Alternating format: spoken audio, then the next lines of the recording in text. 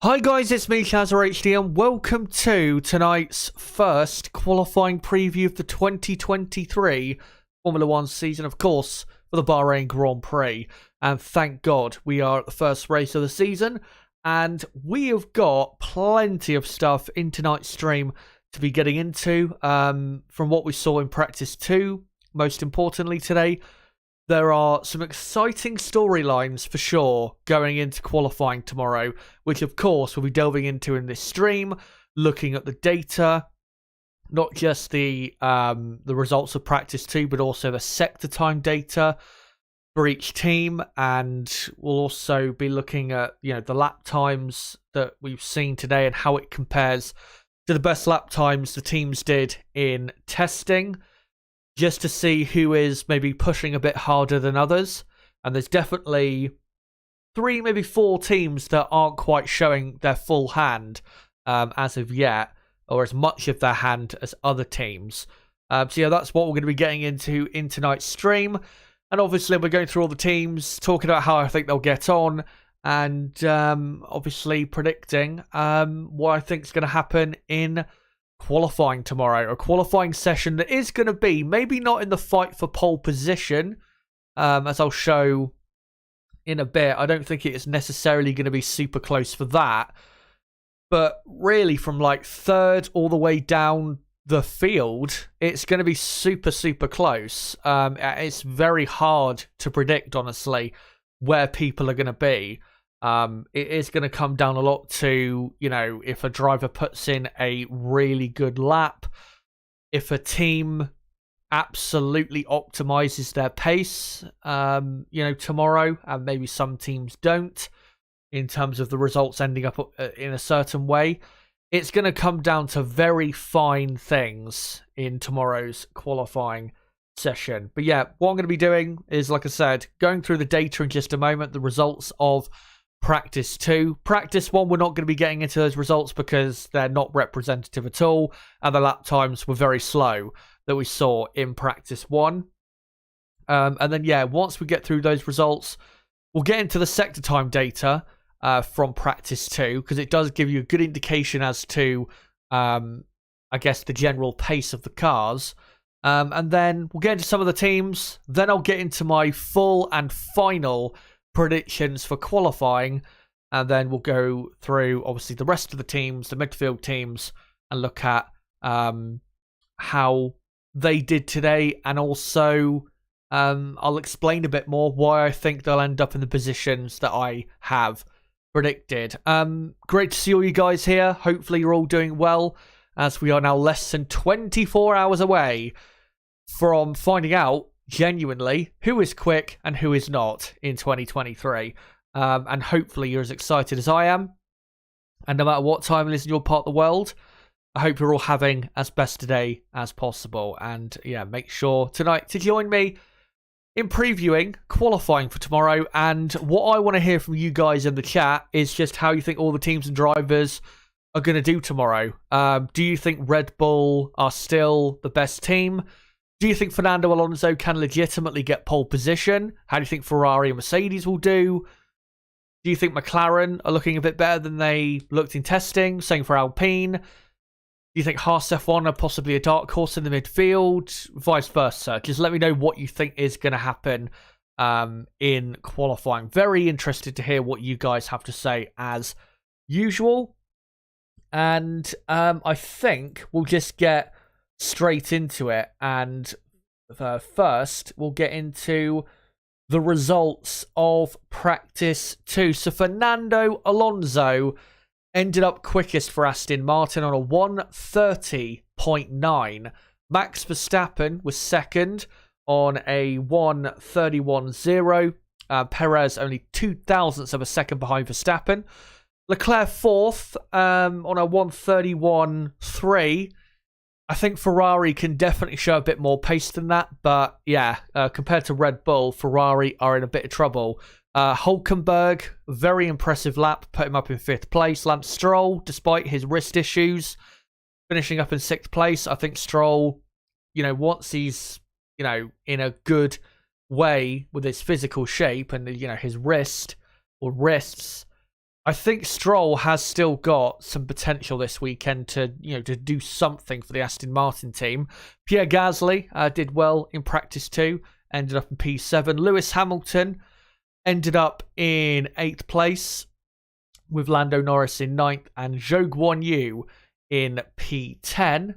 And then the rest of the field, it was Ocon 11th, Bottas 12th, Russell 13th, Carlos Sainz in 14th, then Piastri, Magnussen, Albon, Tsunoda, De Vries, and Logan Sargent completing the field. Now, I think I'll save it actually until I get to Red Bull, Ferrari, Mercedes in terms of, the teams and what their lap times so far are looking like compared to the best times they did in testing.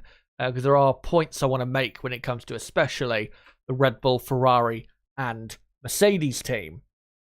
But let's get into the sector time data. And yeah, this is the Sector 1 times, and it is done by team. So Fernando Alonso was the quickest, 29 seconds through the first sector. It is surprising that Aston Martin are so quick in the first sector because, I still think the Mercedes-powered cars are lacking a bit of power compared to, say, technically, I think you could probably say the Honda-powered cars, Red Bull and AlphaTauri, the Ferrari-powered cars, even the Renault-powered car Alpine. Your Mercedes are still not pulling, an absolute ton of power compared to those teams. But yeah, Aston Martin were incredibly quick in that first sector. And the Aston Martin car, to me, looks to be certainly very good in slow speed corners. Maybe more on that later as we go through the stream. Nico Hülkenberg in second, very good Sector 1 time. Perez did the best Sector 1 time for Red Bull, almost a tenth of a second slower than Alonso. And I think once I show the Sector 3 times, you'll see, I think, a bit of evidence that Red Bull are definitely holding back in terms of their potential pace. Because really, in Sector 1 and Sector 3, you would expect Red Bull to be going quicker than Aston Martin because the Red Bulls, I still think, are quicker in a straight line than the Aston Martin. And in Sector 1 and Sector 3, you've got quite a lot of power zones. Obviously, Sector 1, you've got 2 DRS zones. Sector 3, you've got kind of a DRS zone, but also a longish straight between turn 13 and 14. So, yeah, I think Red Bull were holding back a bit today for sure. Lewis Hamilton in 4th. I think Mercedes probably to a certain extent weren't showing, as much of what they've got today. But, yeah, definitely lacking a bit of speed in the first sector. There is no doubt about that. Charles Leclerc was 5th. Ferrari also holding back a bit compared to what they can do. I expect them in the first sector to be pretty much level with Aston Martin in qualifying tomorrow. So, yeah, I think Leclerc can go a bit quicker. And then you got Ocon just behind Leclerc there. Lando Norris doing a pretty good first sector time. Still not great for McLaren, but it's not anything terrible there. And just ahead of Zhou Guanyu in the Alfa Romeo. And I think also Alfa Romeo might be a team that is not quite showing their full hand, because you would have expected the Alfa Romeo, obviously same, they're powered by the same engine manufacturer, Ferrari, as Haas are, yet Haas are 0.2 of a second quicker in the first sector. So, yeah, you would expect Alfa Romeo to be definitely not 0.2 of a second slower than Haas in that first sector. So I think Alfa Romeo have definitely got a bit more to show. And then you got Williams 9th and AlphaTauri in 10th. As I'll get to later with AlphaTauri, their lap times today in practice 2 were pretty slow in comparison to what they did in testing. So, yeah, if you're an AlphaTauri fan, I wouldn't really read too much into the AlphaTauri lap times today because they are pretty slow and I don't think are properly representative of how quick AlphaTauri are. I don't think they're going to be, slower than Williams or anything like that. And then here are the best Sector 2 times, again, by team. So yeah, Red Bull in Sector 2, clearly the fastest team, just over 1/10 of a second quicker than the Aston Martin, and then 2/10 of a second quicker than Charles Leclerc. And this really is where Red Bull, I think, showed in practice their legitimate pace. Because if you are running with a bit less power than, then you can obviously run in qualifying, it's not really going to show itself massively, in that second sector. Because the second sector is quite windy. I mean, I know you do have that third DRS zone, but it's not really long enough to, to really show differences in who is running with more power and who has better top speed. So yeah, Sector 2 is really about the downforce of the cars, and the Red Bull, as it did in testing, showing the great pace that they have through there. And I think probably Sector 2 is more of a representative look of where the teams, from an aerodynamic standpoint, are at the moment. I mean, I'm not saying this order is, the pecking order for the teams right now, purely when it comes to aero, but I think it's a better look at, how things are looking. Yeah, Red Bull, the quickest. Aston Martin definitely look to have a tad more grip than Ferrari do have. And then Alpine, their car looks good in the middle sector. Only, 1/10.5 slower than Aston Martin. The Haas as well looks good. McLaren looks a bit better through Sector 2 as well. The Alfa Romeo, probably a tad surprising that they're slower than Haas in the second sector. I normally would expect Alfa Romeo to have a bit more grip than what Haas have.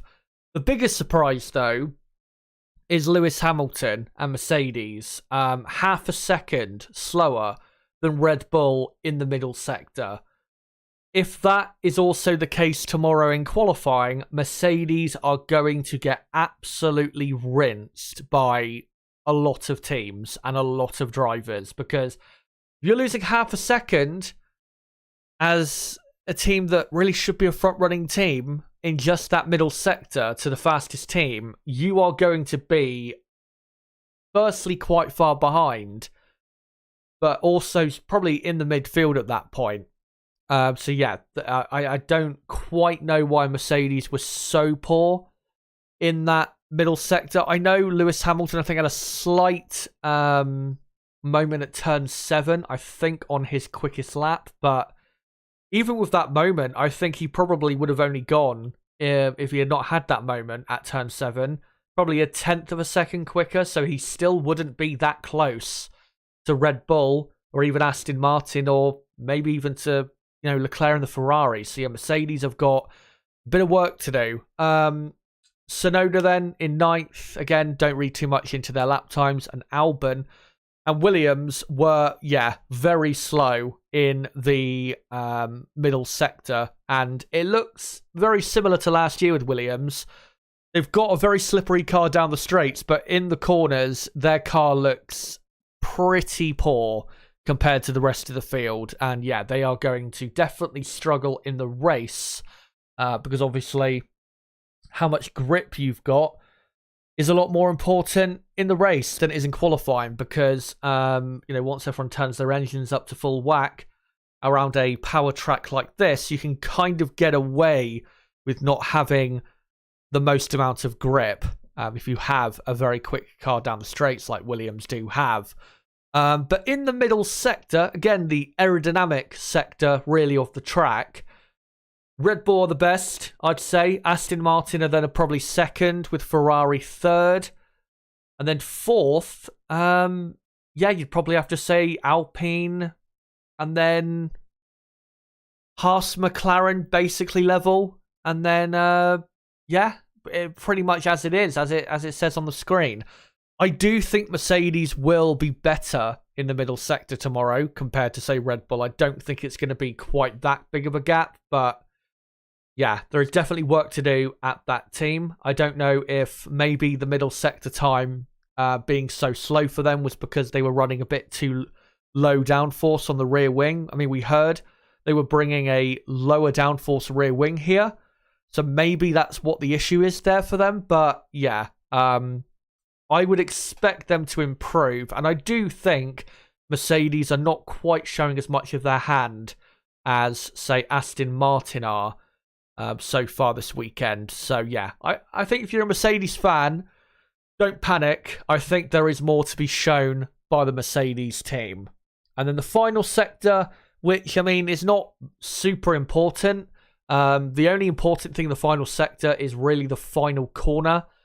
Obviously turn 13 as well, and it's all about really the drivers just not making a mistake in those two corners. But yeah, Alonso quickest, just over Verstappen. Again, in that sector 3, it's really all about power, and that's why I think Red Bull are holding back quite a bit, because you would expect them to be ahead of Alonso there. Zhou doing well in that final sector. Gasly as well, and then Hamilton doing pretty well in the final sector. Maybe that is because of that lower downforce rear wing, and he was just ahead of Carlos Sainz, who did the best final sector 3 time for the Ferrari team. And then you got Norris and then Magnussen. Bit surprised that Haas are so slow in the final sector. Almost a tenth of a second slower than Alfa Romeo, considering how quick they were in the first 2 sectors compared to Alfa Romeo. So maybe a bit more pace there from the Haas team to be found. And then, yeah, Williams and AlphaTauri, the last 2 teams. I think AlphaTauri and Williams are probably the 2 slowest teams here. But I don't think with AlphaTauri they're quite as bad as, again, the lap times do suggest. So if I just quickly go back to the results of practice 2, so you guys can have another look at them. I would say the pecking order going into qualifying is, I still think Red Bull have the best car. I think they are holding back a bit, and quite a bit actually, compared to what they can do. They're probably holding back the most from what I've seen so far. And then the second quickest team over a single lap in qualifying is probably Ferrari. I think Ferrari can also go quite a bit faster than what they've shown so far. I'll explain my reasons for that once I get onto Ferrari and talk about them a bit more in depth. And then probably Aston Martin a third, with Mercedes just behind in 4th. I think Mercedes will definitely improve. And then after that, probably Haas, 5th quickest team in qualifying trim, with then the 6th best team, probably Alpine, then Alfa Romeo, and then McLaren, AlphaTauri, Williams. I think that's what the pecking order is going into qualifying. I might be a bit wrong on, say, Ferrari versus Aston Martin, and maybe, say, Alfa Romeo, McLaren, Alpine, that area. But yeah, I think that's what it looks like to me, at least, going into qualifying itself. I will, though, get into my predictions soon. But first, let's go through the first 4 teams before I get to those. Of course, we'll start with the world champions Red Bull. And yeah, today wasn't the best day for them. There were some setup issues for Max Verstappen.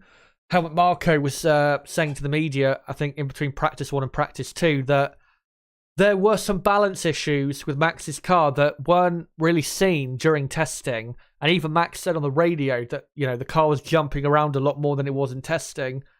Then he came back into the pits. And the car, once he did that fast lap that put him up to 2nd place in practice 2, the car seemed a lot better and a lot more under him. And for the first time this weekend, went ahead of Sergio Perez. So, yeah, it seems as though they've probably got on top of that, mostly, at the very least. But yeah, I think Red Bull are definitely holding back quite a bit. Why do I say that? Well, in testing, a week ago, Sergio Perez did the best time of testing and the best time for Red Bull of a 1:30.3 on the C4 compound of tyre. Max Verstappen did Red Bull's best time so far this weekend on a 1 Did a 1:31.0 on the C3 compound. Now, the difference between the C4 and the C3 is thought to be about 0.4 of a second.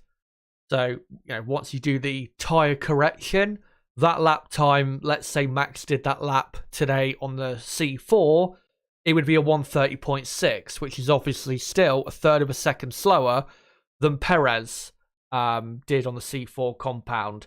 The Red Bull are definitely holding back. There is no doubt about it. I think they can go quite a bit quicker. And as I'll show with my predictions, I still think they've got, once everything is turned up to full whack, and as Christian Horner said a few years ago, which is a great analogy for qualifying, once that, let me just clear my throat before I say this analogy. The analogy he said and still says, I think, sometimes is when everyone drops their pants to see what they've got. That's basically what qualifying is in F1 and in motorsport, really. I think Red Bull have still got a pretty good gap between them and, say, Ferrari and Aston Martin. Probably Mercedes as well. So, yeah, if you're a Red Bull fan, I'd be happy. We have to remember as well, last season we saw this, and in 2021, Red Bull were pretty conservative on a Friday and didn't really show us that much of their true pace. And then on a Saturday, suddenly, when they turned things up a bit more, they showed a lot more of what they could actually do. And then obviously, once it mattered, delivered the results. So, yeah, for them to only be 1/10 of a second off Alonso after practice 2, I think it shows that, yeah, once they turn things up properly, they still have the best car. And thankfully for Red Bull, if Max is indeed the quickest man for the team this weekend, Sergio Perez doesn't seem to be that far off Max, which is good because it means that Red Bull, if they do have a pretty good gap to the rest of the teams, can be a lot more assured of a 1-2 in qualifying and maybe in the race as well. So, yeah, Red Bull still looking very good. They have got a lot more to show us, and I don't think that Aston Martin are legitimately as quick as them, at least in qualifying. In the race, different story. But in qualifying trim, this weekend, I think Red Bull have absolutely got the best car. And we saw in the middle sector just how good the Red Bull was there. And I think that's a bit more of what they actually do have. So yeah, if you're a Red Bull fan, I think you've got a lot to be happy about. And it's looking very good going into the weekend. I don't think they've got probably as big of a gap, Red Bull, over a single lap compared to the rest of the teams as I was predicting coming into the weekend. But I still think they've got probably, and as I'll show with my qualifying predictions, I still think they've got probably around about half a second in hand over the next best team. So, yeah, Red Bull looking very good. There is no doubt about that. And now we'll go on to the Scuderia Ferrari team. Of course, this time last year, they had the quickest car, had a 1-2 finish, and things looked great for the Ferrari team. But so far this season, not just after testing, but even after today, I am not very confident at all of what Ferrari have got this weekend. Firstly, I guess I'll start with the good news if you're a Ferrari fan. So Charles Leclerc, best lap time, 1:31.3 on the C3 compound. The best time Ferrari did at this track last week was a 1:31.0 on the C4 compound. Again, the C4 compound, 0.4 of a second quicker. So if, say, Leclerc did his best lap today on the C4, if it was here, then he would have done a lap that was only 1/10 of a second quicker than what he did in testing last week.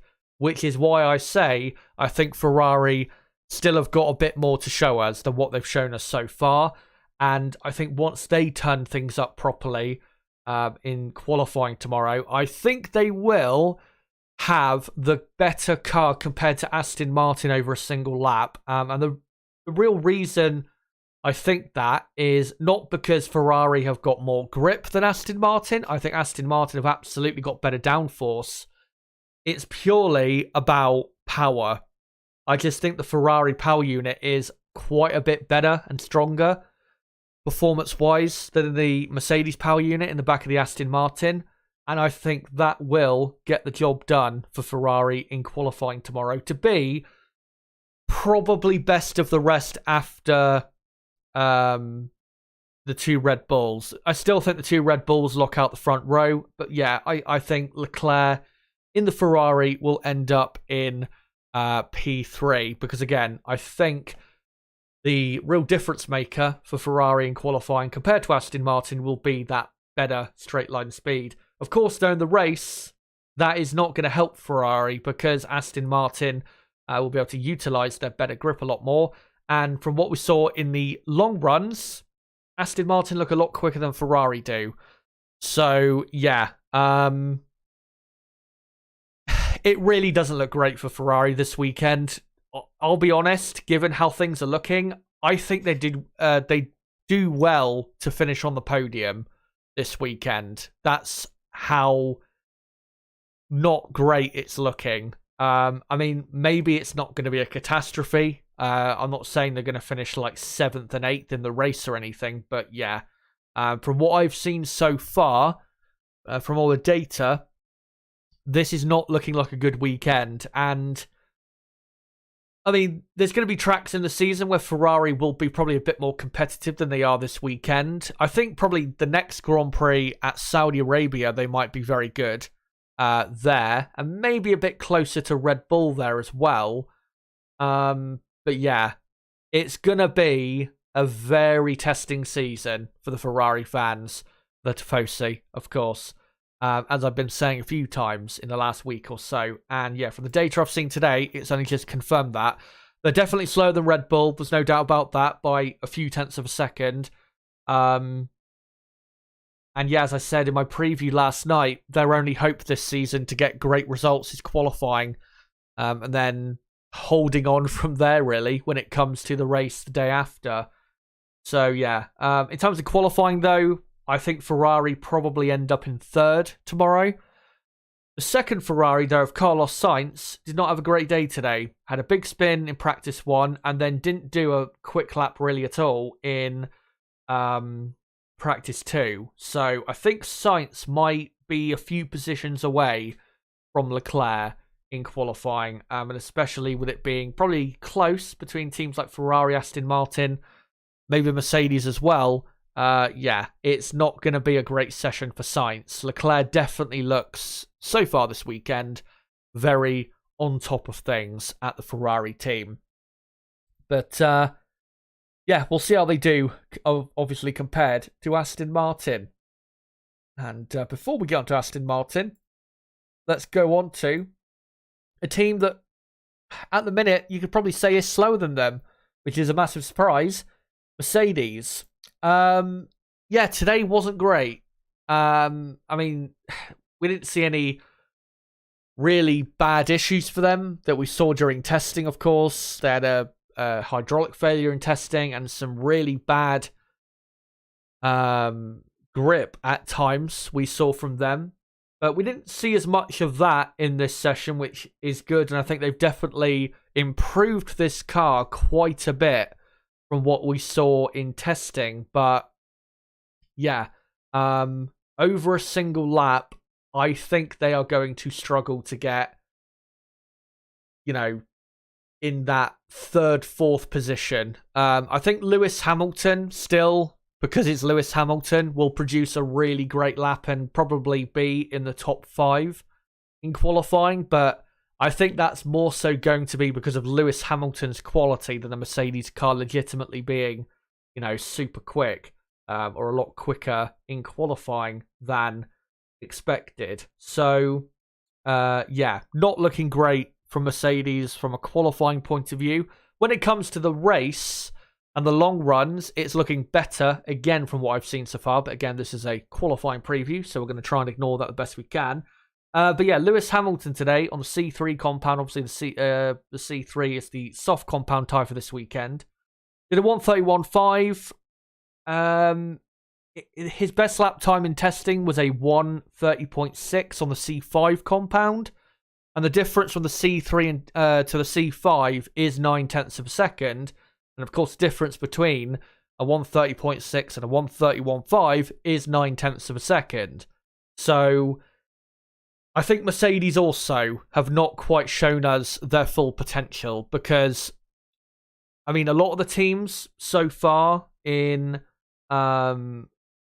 practice have gone quicker, considering the tyres we have for this weekend and what we saw in testing last week. But yeah, Mercedes, once you do the tyre correction from what we saw in testing, they're pretty much lapping as quickly as they were last week. I think Mercedes have got a bit more to show. I don't think they'll necessarily be as quick as Aston Martin. I think Aston Martin do have, by the looks of it at the minute, just a bit more grip in their car. I think the Mercedes is still a bit wobbly here or there.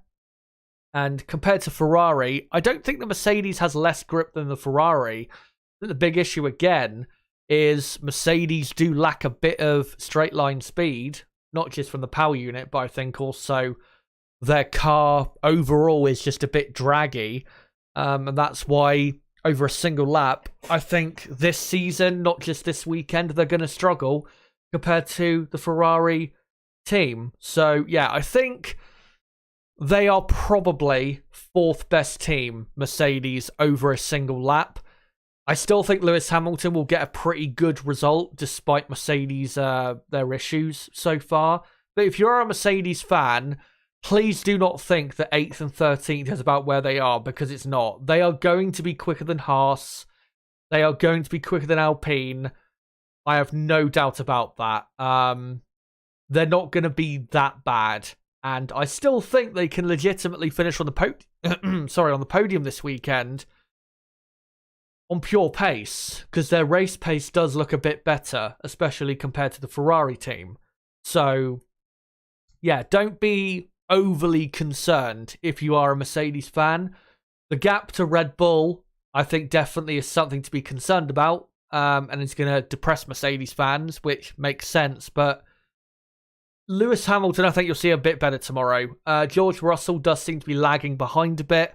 We did see this at last year's Grand Prix, where Russell lacked quite a bit of pace compared to Hamilton.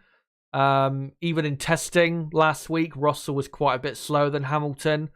And even so far this weekend, I just think Russell around this circuit isn't that great, to be honest.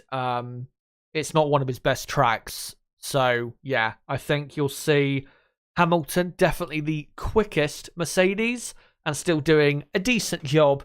And Hamilton and Russell, no doubt, they'll still be in the fight for, I don't know, anywhere between 3rd and 8th on the grid. I have no doubt about that. They'll still be in that fight.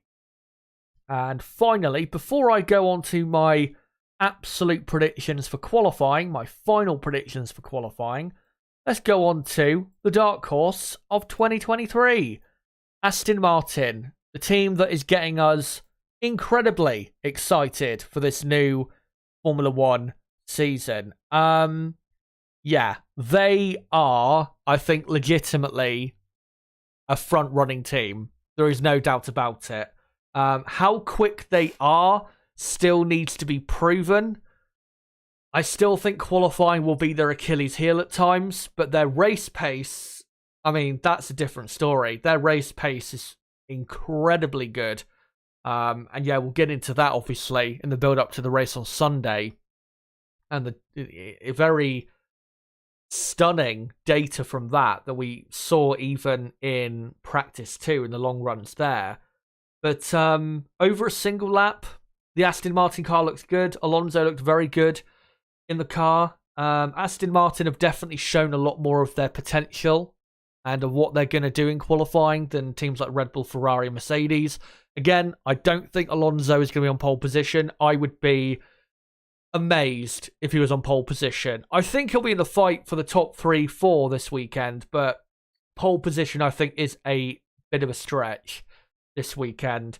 But yeah, as I've explained, I think Alonso, the big issues for him, I guess, if he was to fight for pole position, is Red Bull have got a lot more pace to show, and once they show it, I think they'll be too quick for him. And then for the Ferrari team, like I said, I think Ferrari have got quite a bit more straight line speed than Aston Martin, which will help at least Charles Leclerc end up ahead of Alonso on the grid. But it will be very close between Ferrari and Aston Martin. I have no doubt about that. But Alonso is going to be, without a doubt, top 5 on the grid. And, I mean, again, we'll get more so onto the long run pace on Sunday. But looking at it, a podium looks, most probable, and something that really, if he wasn't to get, he'd be incredibly disappointed given the pace they've got on the longer runs. But yeah, Alonso, like I said, he'll definitely be top 5 on the grid. There is no doubt about that. Lance Stroll, though, is a bit of a conundrum. Now, we know he's had his wrist issues. Obviously, he's only just come back to driving. Had to be helped out of the car today, which really wasn't a good look for the FIA, because obviously you do need to, I think, pass that test of being able to get out of the car quick enough if there's like a fire or something. That didn't look good for Stroll for his, physical capabilities right now. But also we saw on Sky F1 during the, I think after the session, a comparison of Alonso and Stroll and their steering going into turn 1. Now, turn 1 is the corner around this track where you've got the most amount of lock-on. Alonso is kind of pushing the wheel into turn 1. With Lance Stroll, though, he is pretty much taking his left hand off the wheel and then, not as hard as Alonso is, pushing the wheel through turn 1, but he's definitely trying to limit the rotation through the wrist. That is a big issue through that first sector. I mean, the rest of the lap, it's not going to be a massive issue. I mean, turn 8 and turn 10, it's going to be an issue for sure. But it's not like this track is full of slow corners. I mean, the only slow corners really are turn 1, turn 8, turn 10, and I'm not necessarily sure the final corner is a slow corner. I think you'd say it's probably more of a medium speed corner. So, yeah, Lance has got some physical issues right now. Hopefully, it's a bit better for him tomorrow. And if it is, and if it's to the level where he can still put in respectable lap times, like he did in practice too, where he was only half a second slower than Fernando, which I think was actually pretty impressive considering how quickly he's recovered from his accident, then I think Stroll could probably still, at the very worst, be in the top 10 for Aston Martin, which I think, given what he's come back from in such a short space of time, I think that's got to be the aim really for Stroll this weekend, is top 10 in qualifying and, I don't know, 9th or 8th at worst in the race, really, because it's going to take a bit of time for Stroll to get up to pace, and eventually he will. But yeah, it's going to take a bit of time for it to get to that point. But yeah, Aston Martin, over a single lap, yeah, they have legitimately got a car that can fight. Which is, it's kind of a meme actually saying that, isn't it? A car that can fight. Because you may remember, was it Alonso after the Australian Grand Prix in 2018, where he finished 5th in the McLaren, said, now we can fight?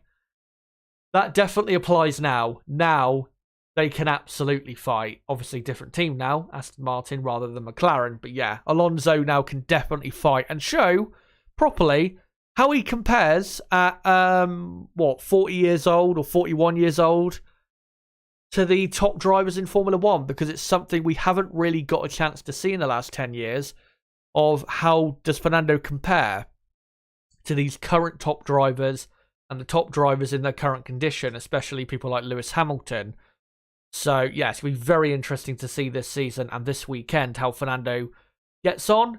But yeah, Aston Martin are going to have a good weekend. I have no doubt about that. And they are a serious threat in 2023. But let me get on to, before I come to you guys in the chat, make sure to let me know, how do you think Red Bull, Ferrari, Mercedes and Aston Martin will get on in qualifying tomorrow. I'm probably going to do a poll in the chat, to be honest, in a moment to ask you guys what you think. Before I get on to that, let me get on to my full and again final predictions for qualifying. Of course, I did do predictions for qualifying this weekend in my weekend preview last night. Those are a bit different, I have to say. So let's, get into those now. So for the top 10, I still think it's going to be Verstappen and Perez, the front row. The gap, though, will be a bit closer. And then I'm going to go Leclerc 3rd, Alonso 4th, just behind Leclerc, Hamilton 5th, pulling out a great lap to get ahead of Sainz in 6th. Russell will also be very competitive in P7. And then I'm going Magnussen 8th, Stroll 9th, and Hülkenberg 10th. As I'll get onto later with Haas, they look very, very good on a qualifying lap so far this weekend. And we saw that, of course, in testing. Maybe I've been a bit ambitious with the gaps in terms of Haas being just under a second off pole. But from what I've seen so far, the gap between, say, the top and the bottom doesn't seem to be anywhere near as big as it was at times last season. So, yeah, it's looking very competitive, the field. And then outside the top 10, I've gone Gasly 11th, Bottas 12th, Norris 13th, Ocon 14th, and then Zhou 15th, and then Tsunoda, Piastri, De Vries, Albon, and Sargent. Again, with the midfield teams, which is, Alpine, McLaren, Alfa Romeo, Haas, AlphaTauri, Williams, I will explain later on in this stream why I think they'll end up in the positions that I've got them in. But let me know, guys, whether you agree or disagree what I've predicted there in the live chat. Very curious to see what you guys have to say. And also, just quickly, I want to say, if you are new to the channel, don't forget to subscribe for more content like this, because I've got so much content heading your way this weekend. And here is the next two pieces of content coming up tomorrow and Sunday. So tomorrow, Saturday, I'll be live from 11:15 a.m. till 4:30 p.m. Of course, all of these times are GMT/UK time. Tomorrow, I'll be doing Practice 3 watch-along, F2 Sprint Race watch-along, and Qualifying watch-along for the Bahrain Grand Prix. And live from 11:15 until 4:30 p.m. Make sure to join me for that. Then on Sunday, I'll be live from 1 p.m. till 5:30 p.m. for the race preview, race watch-along, and race reaction on Sunday. The race starts, by the way, at 3 p.m. UK time. So make sure to join us for all of that content coming up this weekend. Would be great to have you. And for everyone watching right now, don't forget to smash that like button. Let's try and get the likes up on this stream if we can. But right now, before I move on to the midfield teams, let me just move back to these pictures. There you go. I'm going to come to you guys in the chat. Actually, let me do that poll quickly. In terms of who do you think will get pole position tomorrow? So I'll just quickly type it out. Who do you think will be on pole for Bahrain GP? And I'll just quickly do the options. The options are going to be Verstappen, Perez, Alonso, and Leclerc. I think realistically those are the four you'd say who are going to be the main four contenders. So there you go.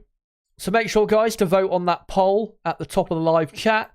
And in a few minutes' time, I'll get to it and see what you guys have voted. My prediction, again, is that it'll be Max Verstappen. But if you want to go for a Perez or Alonso or Leclerc, then go for it. It's your opinion at the end of the day. And, I mean, what I've predicted and my thoughts is purely, I'd say, my opinion based off of the data we've had. So, Doesn't mean I'm going to be correct or you're going to be correct, but yeah, just let me know what you think's going to happen. Dylan Forrestal says Red Bull best team, but Alonso for pole with some magic. KH says Alonso on pole would set F1 on fire. It would. I can tell you now, if Alonso gets pole tomorrow, I am probably going to blow my microphone to bits with how loud I'll be screaming. Because, I mean, he's not had a pole position in Formula 1, Fernando, since, I think, Hockenheim 2012. Which, I mean, I know I said earlier in my Practice 2 stream how long ago 2016 feels, but 2012, I mean, feels about a generation ago, and it was only, just over 10 years ago. And a generation is normally 20 years. So, yeah, it really is incredible how long it's been. Such a great driver, but obviously poor decisions have caused that to happen. Juan Alba says, I hope this season brings great racing. I feel it will. Hope Alonso gives Red Bull and Mercedes a run for the money. And yeah, hello to everyone in chat. Good to see you all. On Albert, I think qualifying is going to be a blast tomorrow. Can't wait. Going to have my cold refreshments ready. Yeah, I think not just for qualifying, I think for the race as well. I think you guys are going to enjoy it a lot. I think maybe the fight for victory might not be, like we've had in the past here in Bahrain, but for the fight for the podium is going to involve a lot of drivers. Leclerc, Alonso, Hamilton, maybe Russell, maybe even Lance Stroll if Aston Martin have got really super good pace and he can, cope the best way he can with his wrist. So, yeah, I think we're in for a really good weekend, even if Red Bull obliterate everyone. Let's find some other comments here. Could all the big names be sandbagging? Doubtful, some are quite possibly. Yeah, I think Ferrari, Red Bull, Mercedes are definitely holding back a bit compared to other teams. But yeah, I don't think they're holding back massively. I don't think Mercedes are going to go suddenly a second quicker tomorrow and be miles ahead of Aston Martin or anything. And same with Ferrari. I think they're holding back a bit, but not anything massive. I think Red Bull are probably holding back the most. I think they've got a lot more potential in their car than what they've shown us. Polo Shady says, oh my god, oh my god, oh my god. I can't even explain how extremely happy I am to see Alonso in decent machinery. Holy hell, oh my god, oh my god. I will shit myself. Yeah, it is so good to see Alonso finally make a good career decision first up. And now be back in the part of the field where he deserves to be. I'm not saying Alonso deserves to be constantly in a dominant car or winning championships, but he at least deserves to be fighting with the top drivers in Formula 1 because Fernando is, and always has been, one of the best drivers in the world. There is no doubt about that. He has been one of the best drivers in the world for, 20 years now? And there is no doubt about that, by the way. He's been, he's ruined himself with his behaviour at times. A lot of his decisions have been very poor, but without doubt, in my mind, he is still one of the best drivers in Formula 1 and in the world. And like I said, he's been that way for the last 20 years. And I've had no doubt in my mind that if Fernando ever got into a car that could see him on the podium regularly and maybe win a race or two, that he would be performing at a very high level and show that he is still one of the best drivers in the world. And I think that's what you're going to see this season. Because if you look at Alonso now, maybe Alonso right now is not as good as he was 10 years ago, but I don't think he's that far off from what he was, 10 years ago. I think maybe in qualifying, he maybe doesn't have quite the pace he used to. But in a race situation, I think he's maybe not absolutely as good as he was 10 years ago for Ferrari, but he's very, very close. Very, very close. Vinster, where was Ocon in practice? Ocon was in 11th place. Kemal says Alonso can't win the race as long as the Red Bulls are there. I think for this weekend, yeah. I think as long as Red Bull don't have any reliability problems, I think Red Bull will still win the race pretty comfortably. But if Fernando can enough times be, say, best of the rest, if Red Bull do really dominate the season like I've predicted, eventually Red Bull are going to have that race where they get everything wrong. We saw it in Brazil last season. I mean, Mercedes, when they were dominating Formula One, they had it a couple times this season where they would get everything wrong. I remember, was it Hockenheim 2019, where Mercedes, I think, were first and second in the race, and then with the, it drying up, then raining again, and all of that, Mercedes just had a horror show, and that allowed someone different to win that season. That will happen. Red Bull are not going to win every Grand Prix this season. So, yeah, if he can just enough times be there, ready and waiting to pick up the scraps, it will come to him. Miss Marquis says, I agree. I think Stroll should take the time to heal properly and give the team maximum chance for future races and see how Drugovich goes. Thing is, though, would Drugovich be better than Stroll, who isn't quite 100% yet? I'm not sure he necessarily would. I mean, Drugovich, I know, is Formula 2 champion, but I don't think Felipe, to be honest, is good enough to be on the Formula 1 grid. It would be interesting to see Felipe in the car, because I do think he at least has deserved the opportunity to prove whether he's good enough, but I don't think he is from what I've seen in Formula 2. Yeah. I guess that's up for debate, who would be the better option. Because maybe Stroll is still going to be quicker than Drugovich, despite him not being absolutely 100%. Testio General says P7 for Alonso will be target result for him. Better position will be epic for Aston Martin for where they're coming from last year. Yeah, I think we have to remember, Aston Martin last season, I mean, they had quite a few points finishes, but they did finish 7th in the championship last year. And for the first half of last year were pretty bad. And now look at them. They're possibly the second quickest team on the grid. If you look at purely the long runs we've seen so far this weekend, I think you could legitimately say that. So, yeah, it's an incredible jump in performance. And really, considering the regulations have pretty much stayed the same, this is the biggest jump in performance I've seen since, Racing Point 2019 to 2020, where the regulations have stayed the same. Obviously, it was, same team as what Aston Martin are now. We know the reason why Racing Point increased their pace that year, because it was basically just a 2019 Mercedes car.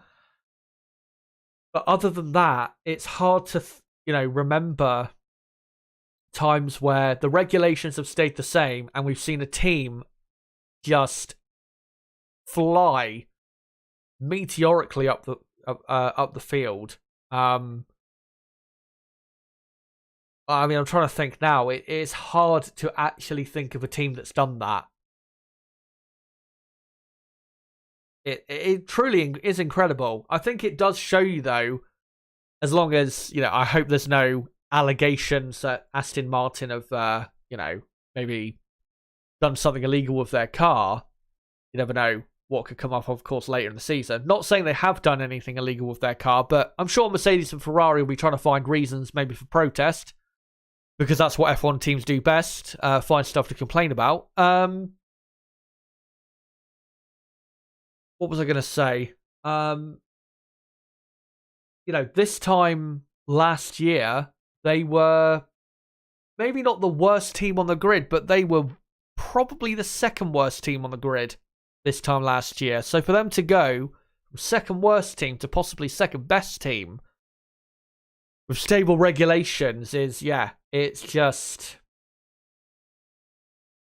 indescribable. It is truly indescribable, the gain of performance. I thought they would improve this season, but I did not think they would improve like this. I don't even think Aston Martin thought they would. Obviously, Dan Fallows coming from Red Bull is a massive help for them. But, yeah, it is such a big surprise. And it is so good to see, because now, instead of us sitting here and going, oh, well, you know, same top three teams, Red Bull, Ferrari, Mercedes, and let's be honest, if you look at the last 10 years, the top three teams in Formula One normally are Red Bull, Ferrari, Mercedes, in whatever order they're in. It is great to see occasionally, you know, Aston Martin or, you know, what we saw in 2020 with Racing Point, or Williams back in 2014 and 15, or even 2021, where we didn't have three top teams. It was just two top teams, and you had McLaren, Ferrari, AlphaTauri, Alpine sometimes fighting for like best of the rest. You know, it is great when you get that. It makes it a lot more unpredictable. And I know people would like Racing Point in 2020 were critical because, yeah, it was pretty much just a year-old Mercedes car. But it made things a lot more exciting. And given the regulations back then, you know, we had no budget cap back then. The teams could spend and develop their cars for as long as they wanted. I think, really, it was a logical thing to do from Racing Point's point of view. And like I said, it made Formula One that year a lot more exciting. So, yeah, it is really great to see having 4 front-running teams, because we haven't had 4 front-running teams, really, since really 10 years ago, where we had Red Bull, Mercedes, Ferrari, and Lotus, where at least in the first half of 2013, you felt any of those 4 teams could win a race. Let's try and find some other comments here before I get to the result of that poll. Labgura says, I think Leclerc doesn't qualify top 3 unless Ferrari is sandbagging. 4th is best they can hope for.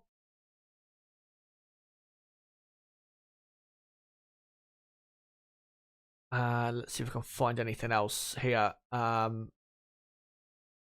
Greg Martinez, if Stroll was 100%, could he be running with the Bulls as well? Probably not. I think, you know, Alonso is a bit better than Stroll, so we have to remember that. And Lance Stroll, in a qualifying situation, normally doesn't get the best out of the car and realise the car's full potential as much as he does in a race situation. So if you're going to see Stroll really doing well, it's probably going to be on Sunday than it is on a Saturday. Not just this weekend, but really in 2023. Let's find some other comments here if I can. Vinster, says, I wasn't a fan of Alonso back in the day. His attitude turned me off. Here he is many years later. Same attitude, but I get it. He's a driver. All of these guys aren't the same. Yeah, it's true. Some guys are a lot more fiery and, you know, emotional than others. So, you know, that's just the way some people are. You know, look at Max Verstappen. I think Max is a lot more calculated, probably. Or not maybe a lot more, but a bit more calculated maybe than Fernando is. I think Fernando can get quite emotional behind the wheel. I think Max is emotional as well, but I think is a bit more thoughtful with it. And I think Max, for example, doesn't get as hot-headed as Alonso gets. Miss Marquise says, I don't think trying to be better than Stroll, but using the opportunity to assess how Drugovich goes in the race and provide experience and give time for Stroll to heal. Could he be worse? I mean, maybe in deciding who was going to be in the car this weekend, maybe Aston Martin, looked at Drugovich's pace, and then obviously Lance went back to the simulator in the UK at the Aston Martin factory and did some running. You've got to assume they did lap time comparisons between him and Drugovich, and I'm assuming Aston Martin were happy for Stroll to get back in the car. Obviously helped Stroll that his dad owns the team, but his lap times must have been good enough compared to what Felipe was doing. I mean, we have to remember as well, Lance was only half a second slower than Fernando today, considering what Lance has been through in the last 3 weeks. I think that's pretty good. And, if Fernando is fighting for pole position tomorrow and Lance is once again half a second off, Lance might be 5th, 6th on the grid, which is, again, very, very good. Margin Fly says, Perez has the material this time. No excuses. I don't think he'll ever get a better shot at the title than right now if he ever wants to seize it. Yeah, I think that's true. I think Perez has already talked about that this car suits him probably the best out of any Red Bull car he's had. I'm not sure necessarily it suits him better than Max, but it definitely is suiting him. And he's looked very quick so far from what I've seen. And yeah, if it's really in terms of who fights for victories this season between the two Red Bulls, then yeah, Perez won't get a better chance because he won't have, Leclerc, Alonso, Hamilton, Russell, Sainz in his way. But I don't think Sergio Perez can hang with Max Verstappen over the course of a 23-race season. At certain races, yeah, I think Perez can. When we come to the Azerbaijan Grand Prix, where he's very quick normally, I think Perez will be very good there. Maybe Mexico, Perez will be competitive, but Max is really quick there as well. There'll be certain races this season where Sergio is, really competitive, but at the end of the day, 80% of the time, Max Verstappen will be the man for Red Bull. I think, though, I'm going to end the poll and move on to the rest of the teams. So let me just quickly end the poll and see what you guys have to say. 57 votes. Thank you guys for voting. Question was, who do you think will be on pole for the Bahrain Grand Prix? And you guys voted Max Verstappen, 66%. He wins the vote. Alonso second on 17%. Leclerc third on 8%. Perez fourth on 7%. Yeah. Max, of course, had pole here a couple years ago. Probably should have won the Grand Prix here in 2021. He's never won here in Bahrain. But yeah, I think chances are he wins this weekend and gets pole position, of course. Yeah, let's get into now those midfield teams. And of course, we will start with the Alpine team, who showed us quite a bit more today of what they've got. And what they've got is a decent car. I don't think they're really that much closer to the top three teams. Maybe they are on pure lap time, if you were to do a comparison. But I don't think they're close enough that you can actually... I don't think they've closed the gap enough to the point that you could really notice. I mean, maybe you'll be able to notice it tomorrow if an Alpine is like right around a Mercedes car. But yeah, I don't think the Alpine is quite that quick. I think at best this season, Alpine are going to be the fifth best team. I don't think they are a front-running team. I think they're probably just an upper midfield team. But what I saw today was a good car. They look like they've got a good amount of grip. And yeah, Gasly looked pretty quick. I think Gasly will probably be the quicker driver this weekend out of the two drivers because Pierre is really strong around this circuit. Remember, he was fifth here on the grid in 20... Oh no, was he fifth or... Yeah, he was fifth on the grid in 2018 for Toro Rosso. 2021, he was 5th on the grid as well for AlphaTauri. So Pierre is very strong around here. Esteban's strong as well to a certain extent, but I think Gasly will be the number one man for Alpine this weekend. But I think the real issue for Alpine is the two Ferrari-powered teams of Alfa Romeo and Haas. And the reason they're an issue is because the Ferrari-powered teams are probably going to be very strong this weekend in qualifying because of the circuit layout. It's a power track, and because those Ferrari-powered teams are looking really good because of the good performance of the Ferrari power unit. So I think Alpine are going to struggle in qualifying, but in the race, I think it will come a lot more back to them, and I think they've got a good race car. But yeah, qualifying is going to be a bit tricky.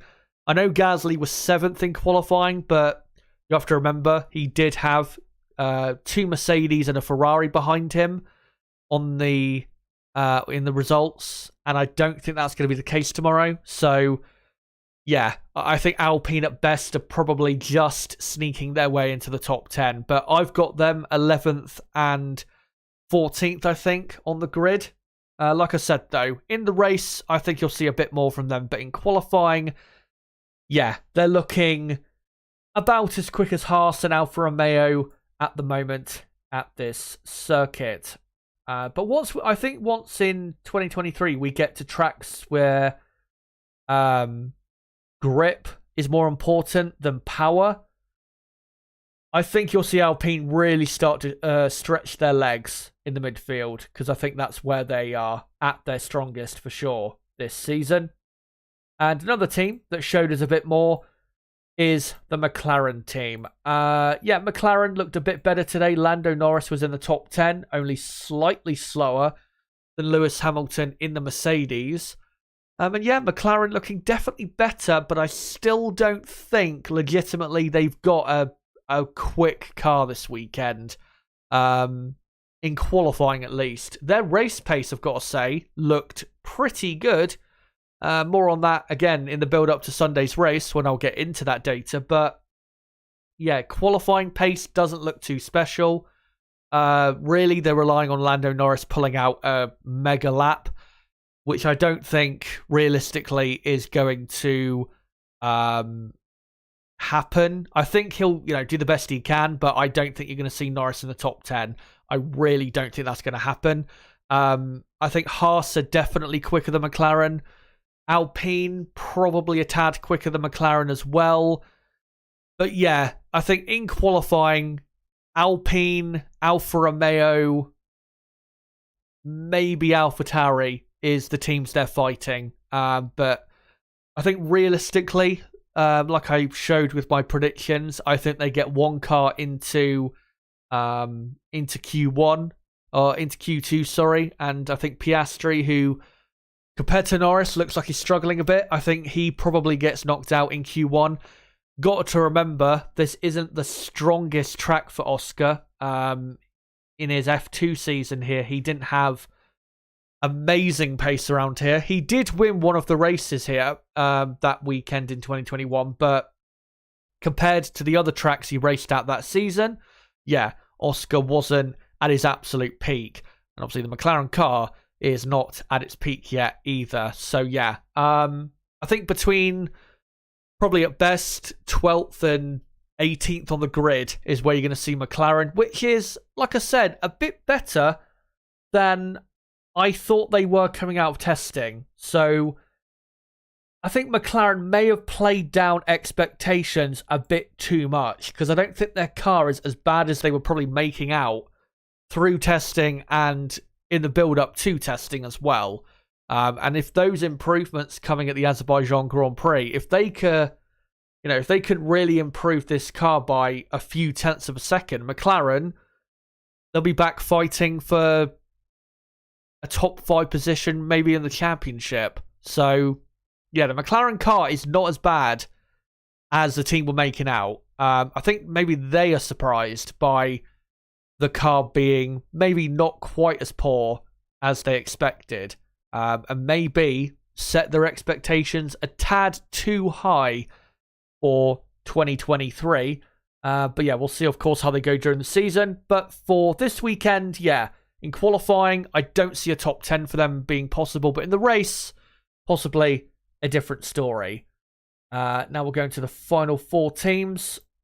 Alfa Romeo next. And their pace looks maybe not as strong as they were this time last year at the same track. But yeah, they're going to be very close, I think, to getting into the top 10. I think Alfa Romeo are probably right on the pace of Alpine and probably slightly quicker than McLaren over a single lap. Again, having the Ferrari power unit really does help them. But the reason I don't think they get into the top 10 is because obviously you've got 4 front-running teams now, and the 5th best team this weekend over a single lap looks to be the Haas F1 team. And yeah, I think Alfa Romeo are going to struggle to match what Haas can do over a single lap. Single lap. And that's why I think they'll be outside the top 10. I do expect Valtteri Bottas to be ahead of Zhou Guanyu, even though Zhou was ahead of Bottas in FP2, because Valtteri is normally pretty quick here. So yeah, I think you'll see that. And Alfa Romeo, I think you'll see be competitive still to a certain extent, but just not as eye-catching as last year, where Bottas, I remember, was 6th on the grid for the Bahrain Grand Prix last year. And let's now go on to the team that, yeah, in qualifying, I think is best of the rest. After the top 4 teams, of course, the Haas F1 team. Nico Hülkenberg did a super impressive time in FP2, only slightly slower he was compared to Charles Leclerc. Obviously, Leclerc, I think, can go quite a bit quicker than he did in practice too. But yeah, Hülkenberg, I did not see that lap time coming. And I think it's really good omen for Haas this weekend, because if Hülkenberg can do times like that, just imagine what Kevin Magnussen can do. And Magnussen obviously was 0.8 of a second slower than Hülkenberg in practice 2 today, but I think that's probably because of a bit of traffic maybe, or driver error. So I don't think Magnussen is legitimately going to be that slow. I mean, we saw last year with Magnussen, and in previous years, he is pretty fast around here. So, yeah, I think you'll see Magnussen still ahead of Hülkenberg in qualifying. And because of that, because of what Hülkenberg has shown, yeah, at least in qualifying, I think Haas have got the 5th best car for qualifying tomorrow. And if there is going to be any more surprises in qualifying other than what Aston Martin are doing, it's going to be from this team. Because, yeah, they have definitely got a pretty tidy car for qualifying tomorrow. Haas have always been super quick here, and it would be nice to see them keep that up. And my prediction, as you saw, was a double Q3 appearance. That'd be a great way to start the season. Whether they hold on to that in the race, again, different story. But yeah, I think this is the 5th best team on the grid for qualifying, at least tomorrow. And then let's get into AlphaTauri quickly.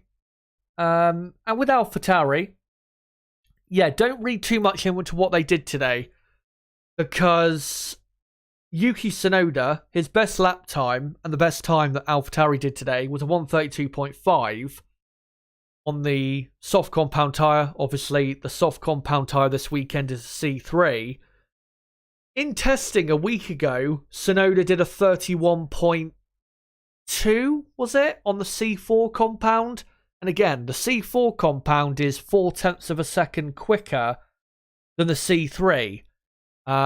So yeah, it doesn't explain why. Well, actually, let me rephrase that. AlphaTauri, considering they're on a compound this weekend like everyone else, the soft compound that is 0.4 of a second slower than the C4, instead in practice today, they probably should have been doing like a 31.6, 31.7, not a 32.5. Yeah, that was I can't really explain why they were so slow today. Maybe their setup has really gone away from them. I'm not sure, but I don't think they are legitimately as slow as they showed today. Because when you look at all the sector times and then look at the ideal lap for everyone, you could say that they are the slowest team this weekend. But again, when looking at what the best lap time they did in testing last week, and then doing the tyre comparisons in terms of pace difference, it just doesn't make sense for them to be this slow. So I think you're going to see a bit more pace from them. I don't think they're going to be, rising up the order. But yeah, I don't think they're going to be the slowest team this weekend. That is for sure. I think Williams will be taking that mantle. But because the two drivers, I think, are not going to be that great probably this season, I think for this weekend, you're going to see both AlphaTauris knocked out in Q1. Again, a lot closer to the other midfield teams than they were, in practice 2. But yeah, still not great in terms of position. I think the race, though, is where they will come alive a bit more, will the AlphaTauri team. But yeah, they're definitely quicker than Williams. I have no doubt about that. But they are still going to be near the bottom in what is a pretty mediocre AlphaTauri car. And finally, the Williams team. And yeah, their car looks pretty bad, I would say. Alex Albon did a 32.4 on the C3 tyre, which is a tenth of a second quicker than they went on the C5 compound in testing. So, when you do the, tyre correction for what they did in testing, their lap times look a bit better than maybe what I saw from them in testing. But yeah, they are still quite clearly the slowest team on the grid. Their only hope this weekend is Alex Albon, like he did last year, producing some heroics and somehow dragging the car into Q2, which I don't see happening this weekend. They've got a very quick car down the straights, there's no doubt about that. But if they don't get a good qualifying result, yeah, I think Williams are in for a pretty poor race result. And there's a lot of work to do at the Williams team if they're going to be finishing any higher than last in the championship. But quickly, for some newer people that have joined, let me show on screen once again what my final predictions for qualifying are. So again, I'm going Max Verstappen for pole, Perez second, Leclerc third, Alonso fourth, Hamilton fifth, and then Sainz in sixth, Russell seventh, Magnussen eighth, Stroll ninth, and Hulkenberg in 10th.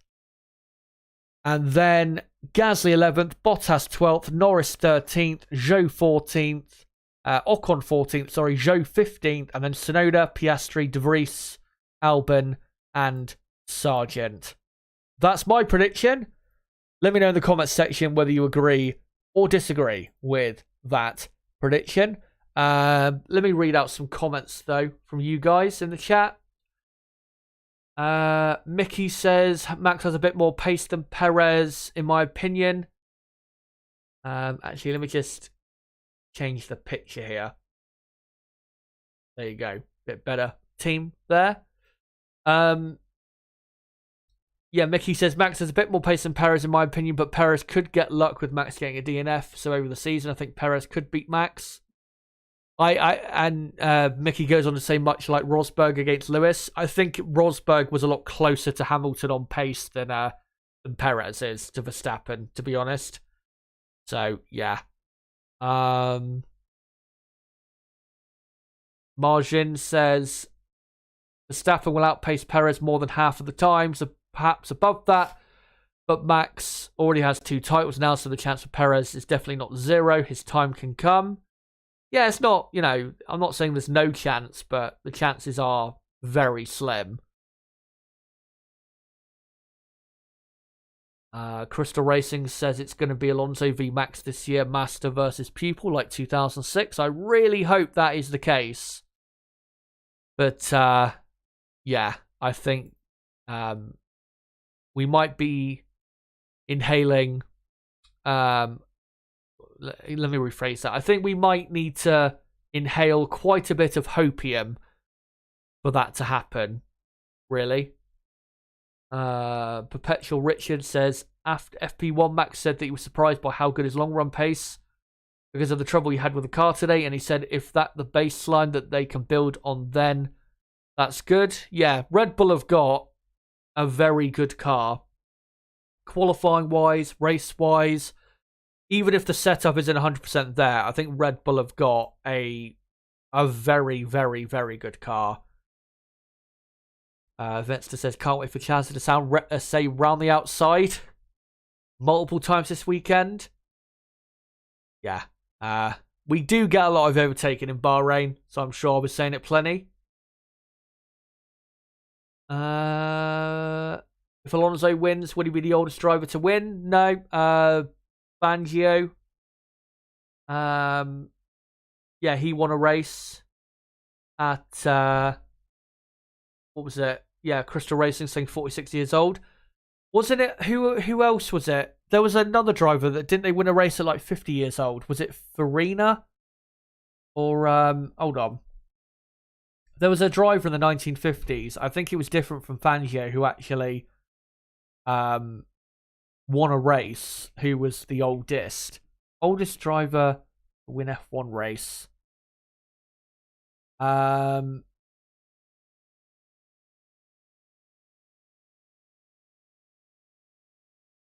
Yeah, Luigi. I need to be very careful with how I say this last name. Luigi Bagioli. Yeah, don't say that slowly. I definitely won't be saying it slowly because I don't want to be banned. Yeah, he is the oldest winner of a Grand Prix. The oldest winner of a championship is, yeah, Fangio, and yeah, it is Juan Manuel Fangio at 46 years old. But the oldest person to win a race is, yeah, Luigi Bagioli at 53 years old, where he won the 1951 French Grand Prix. Yeah, the drivers back then were really old. And they'd all been racing in Europe for like 20, 30 years, I think, to that point. And, well, drivers, really, who... I mean, this has been really the case through Formula 1 history. In the 1950s, the drivers on the grid were really old. Progressively, it's got younger and younger. But when you first entered F1, it wasn't like it is today, of course, where people are entering at like 19, 20 years old. I mean, if you look, at Ayrton Senna, for example, and I think even Martin Brundle, who both came into F1 at the same time, who they both fought very hard for the, I think, F3 title in 1983. I think they both came into F1 at like 24, 25 years old. If you look at Max Verstappen right now, Max is, I think, 24. So it shows you just how much progression has been made. Mickey says, I can see Alonso still racing at 53. Yeah, he is that psychotic that he probably would. Probably still be racing at 60 years old, to be honest. I think the only thing stopping Fernando is literally something physically happening, or that he loses a mountain of pace. I think that's the only thing stopping him. I think the motivation for him is always going to be there. And, well, if Aston Martin somehow have in the future the best car on the grid, or Fernando could actually legitimately go for the championship for the next few years, then maybe Alonso will win 2 or 3 more championships after all. Even though it's going to take probably about 15 years longer than it should have took.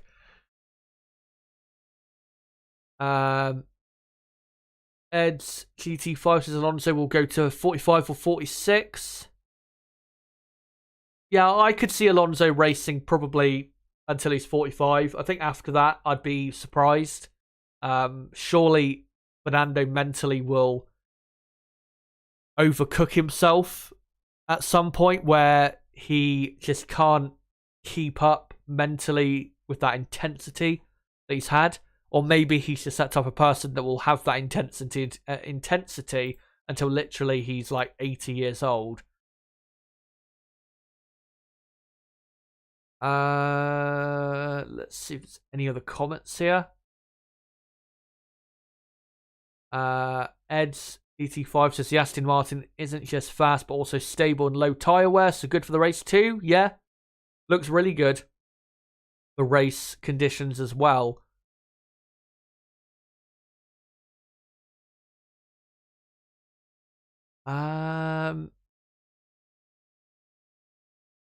Let's see if I can find,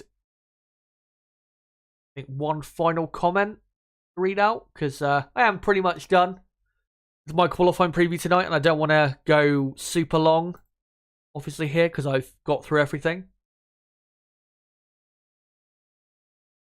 I think I'll end with this. Mickey saying, would be insane if he just keeps going until they kicked him out, lol. Yeah, that would be, that'd be funny if that happened. I mean, hopefully it doesn't happen. If he can physically still go for as long as, he wants to, then he should be allowed to. I don't think there should be... I think we talked about this before. I think someone mentioned before, should there be a limit of, you can't be in Formula 1 past the age of like 40 years old or something. I don't think that should be a thing. It should be really, from say 16 years old until, I don't know, 55, 60 years old. That should be the range where you can, enter Formula 1 and be a driver. And simply, as long as you are quick enough and competitive enough, you should be able to be on the grid, as long as you're between that age. I don't want to see anyone like over the age of 60 on the grid. That would be pretty insane. But, I mean, we've seen in other categories, racing drivers at, in their 50s still doing really well. I mean, back in the day, like we were talking about Juan Manuel Fangio winning a championship at 46 years old. And he, probably retired a bit earlier than he needed to. Obviously, it was very dangerous back then, Formula 1. So it's not like he was wrong for retiring. But Juan Manuel probably could have raced for another 5 years and won another 2 or 3 championships. If he wanted to. And he was the best driver in Formula 1 and in the world during that period. There's no doubt about it. So, yeah. I guess the point I'm trying to make is, you don't have to call it off, your motorsport or F1 career at, your late 30s or 40 years old. Because again, there's drivers in other categories and in motorsport that have proven, even in your 40s or even 50s, you can still be a really successful driver.